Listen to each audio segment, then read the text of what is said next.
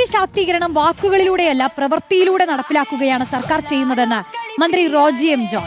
സ്ത്രീകൾക്ക് സൗജന്യ യാത്ര എന്ന സർക്കാരിന്റെ വാഗ്ദാനം പാലിച്ചു. ഇത് ആദ്യ ഫേസാണ്.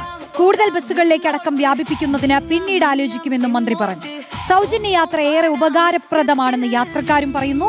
പ്രിയദർശിനി സൗജന്യ യാത്രയുടെ ചങ്ങനാശ്ശേരിയിലെ ഉദ്ഘാടനം SB കോളേജിലെ വിദ്യാർത്ഥികൾക്കും ബസ്സിൽ യാത്ര ചെയ്താണ് മന്ത്രി നിർവഹിച്ചത്.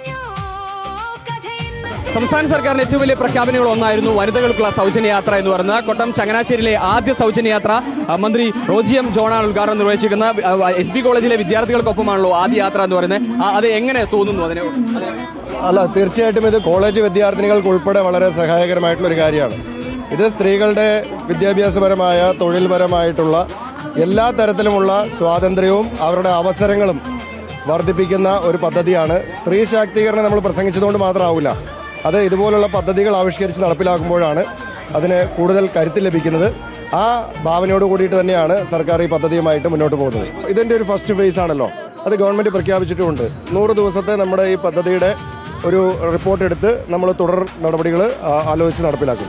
MLA കൂടിയുണ്ട്. MLA ഇപ്പോൾ പല വിവാദങ്ങളുണ്ടായിരുന്നു ഈ ഘട്ടത്തിൽ. അതിൽ ഇപ്പോൾ ഒരു വിവാദങ്ങളൊക്കെ മാറ്റിയിരിക്കുന്നു. അത് ചങ്ങനാശ്ശേരിയിൽ നിന്നും പടിഞ്ഞാറോട്ടുള്ള ഒരു ബസ്സാണിത്.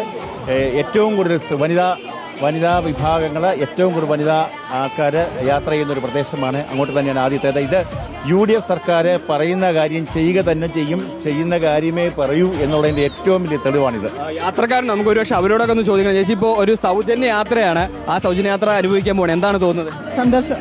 എല്ലാ ബസ്സിലേക്കും വരണം. നല്ല കാര്യമാണ് സർക്കാർ ഞങ്ങൾ സാധാരണപ്പോഴുള്ള സ്ത്രീകൾക്ക് നൽകിയിരിക്കുന്നത്. വളരെ സന്തോഷമുണ്ട്.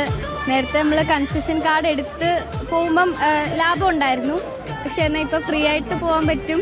സർക്കാരിനോട് പറയാനുള്ളത്, ഈ പ്രാവശ്യം ഭരണസമിതി വന്നപ്പോൾ പ്രകടന പത്രത്തിലുണ്ടായിരുന്ന ഏറ്റവും നല്ല പദ്ധതികളിൽ ആഘോഷിക്കപ്പെട്ടൊരു പദ്ധതിയാണ് സ്ത്രീ സൗജന്യ യാത്ര.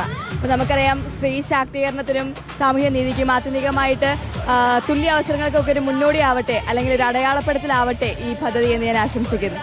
നല്ല സന്തോഷമുണ്ട്. ഇതിപ്പം UDF സർക്കാരിന് സ്ത്രീകളോടുള്ള ഒരു ആദരവിന്റെ ഭാഗം കൂടാണ്. ഇതിപ്പോ കോളേജ് വിദ്യാർത്ഥികളടക്കം ഇതിനെ വലിയ രീതിയിൽ തന്നെ സ്വീകരിക്കുന്നു. മന്ത്രിയുടെ വാക്കുകൾ നമ്മൾ കേട്ടതാണ്.